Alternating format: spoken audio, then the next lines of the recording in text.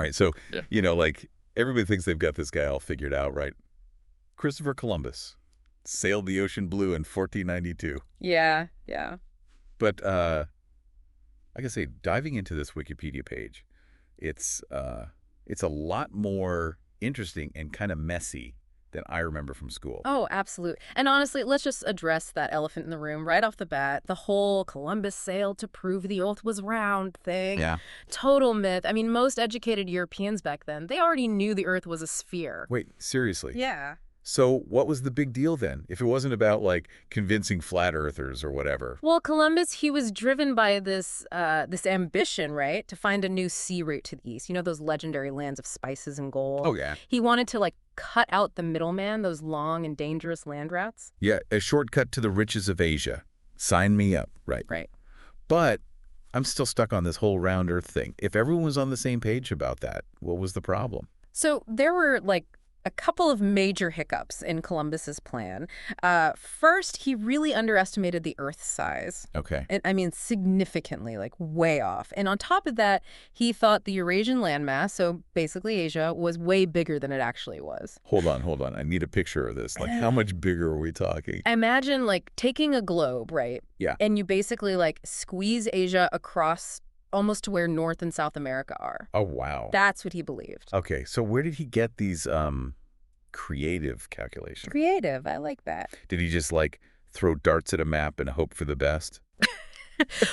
Well, not quite. He based his theories on all these ancient texts and maps and geographical theories. But, and this is key, some of these texts use different units of measurement. Like, think kilometers versus miles. Easy to mix up, right? Oh, yeah, big difference there. Yeah. Especially when you're trying to, like, sail across an ocean. Yeah, exactly. Yikes. Yeah, and there were just some, like, fundamental geographical misunderstandings back then. So while, he wasn't the only one who thought Asia was closer than it really was, his calculations were, well, let's just say a tad optimistic. Optimistic. Okay, so I'm picturing him now, right? He's pitching this whole thing to, like, kings and queens with these optimistic calculations. Did anyone try to tell him, hey, buddy, you might want to recheck your math? Oh, they absolutely did. In fact, he first took his little proposal to Portugal. And they're experts. They were like, yeah, no thanks. Nice try, though. Ouch. Right. But Columbus, he was nothing if not persistent. So what did he do? Went straight to Spain, pitched the same idea to King Ferdinand and Queen Isabella. No way. And get this, convinced them to back him, even after their own experts were like, Your Majesty, about those numbers. Wow, that's incredible. Talk about persistence. But also, why? Why would they agree to something so risky? Even with, the potential for riches and all. You got to remember, Spain had just come out of a pretty intense period, the Reconquista. Centuries of conflict, driving out the Moors. They were ready to flex a little, Show the world who was boss. Exactly. And a brand new trade route to the East. That was a power move, for sure. Makes sense. Plus, let's be real, the allure of all that gold and spices, that probably helped seal the deal. So he set sail with his 3 ships, the Nina, the Pinta, and Santa Maria.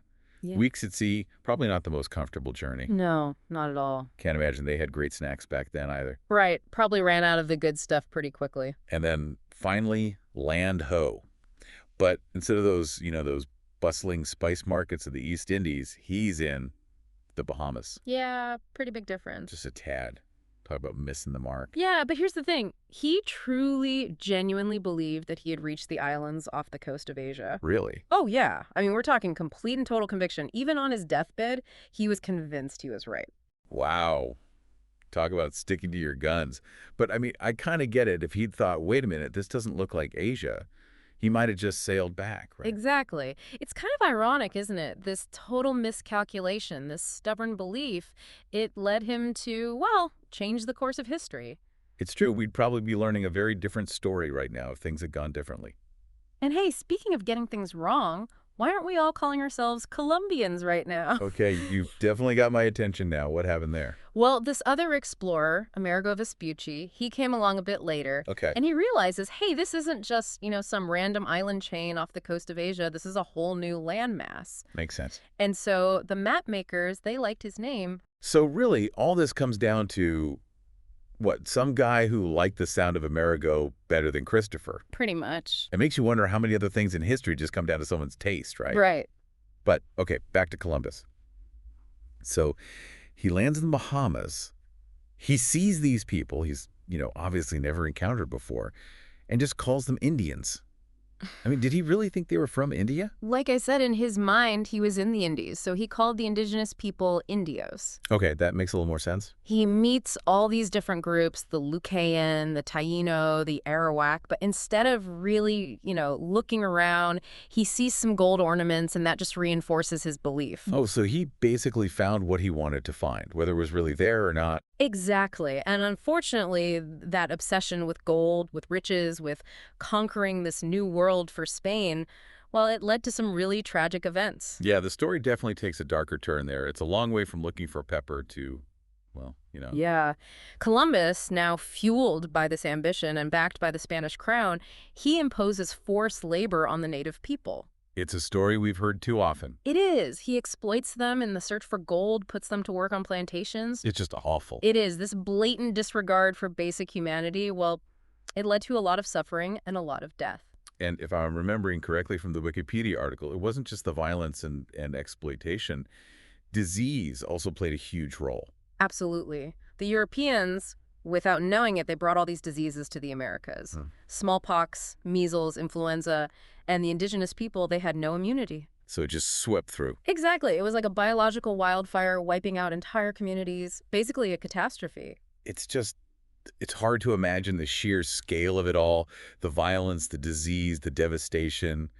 You hear about these clashes of worlds, and it seems so abstract, but This was a real clash with real consequences that we're still feeling today. that's true. And I'm curious, the article mentioned something about a debate about whether the forced labor or the diseases were more responsible. Oh, right, yeah. Historians still go back and forth on that.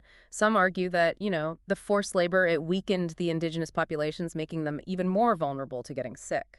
It's hard to separate the two. It is. It's this really complex and tragic interplay of factors. It really makes you think, about the responsibility that comes with exploring and discovering, right? Yeah, absolutely. And speaking of discoveries, we got to talk about this whole pear-shaped Earth thing I saw on the Wikipedia page. Oh, right.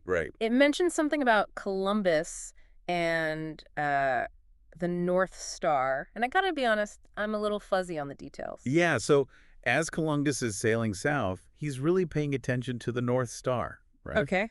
And it makes sense because, that's the star that helps you navigate, figure out your latitude. Right, like a celestial compass. Exactly. But how does that lead him to believe the Earth is shaped like a pear? Well, based on what he was seeing, and gotta say, some pretty flawed logic, he decided the Earth couldn't be perfectly round. It had to be more pear-shaped. So wait, was he accidentally right? Well, that's the funny thing. Is the Earth actually pear-shaped? So his reasoning was totally off, but fast forward to the 20th century, we get satellite data, and what does it show? The Earth is actually very slightly pear-shaped. Get out of here. Are you serious? So, That's wild. So he was right, but for completely the wrong reasons. yep, pretty much sums it up. Okay, so we've covered a lot of ground here. Columbus, the ambition, the miscalculations, the really tragic consequences of his voyages. What's the takeaway? How do we make sense of this guy? It's tough, right? He's not someone you can just easily label as a hero or a villain. Definitely not. And you also got to remember, he wasn't even the first European to reach the Americas. The Vikings beat him to it by a long shot. That's right. They were there first, weren't they? Yeah, but their impact, it just wasn't the same, not even close.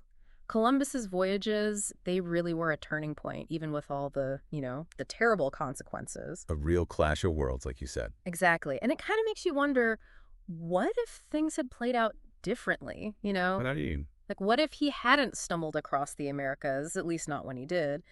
What if somebody else with some better maps had gotten there first? Oh, that's an interesting thought. What if it had been a different Europe that made contact? Maybe one that wasn't so focused on conquest and more on, peaceful exploration, sharing knowledge? Exactly. Or maybe even just like one that had better medical knowledge so they didn't bring all those diseases with them. Right, because someone was bound to make that trip eventually, right? Yeah. Exactly. But that eventually, that's the key here. A later discovery, it could have meant a whole different story for the Americas, for the indigenous populations. It's crazy to think about all those what ifs. you know, Yeah. like how different things could be today if just one little detail was different back then. It makes you realize history, it's not just dates and names in a textbook, it's all connected. Totally. Well, that's about all the time we have for today's deep dive. Big thanks to our expert for being an expert and for taking us deeper into the story of Christopher Columbus. Anytime. And to everyone listening, we want to hear from you. How has your view of Columbus changed, or maybe not, after diving into this with us? Hit us up on social media, leave a comment. Let's keep this conversation going. Absolutely. We'll see you next time for another deep dive.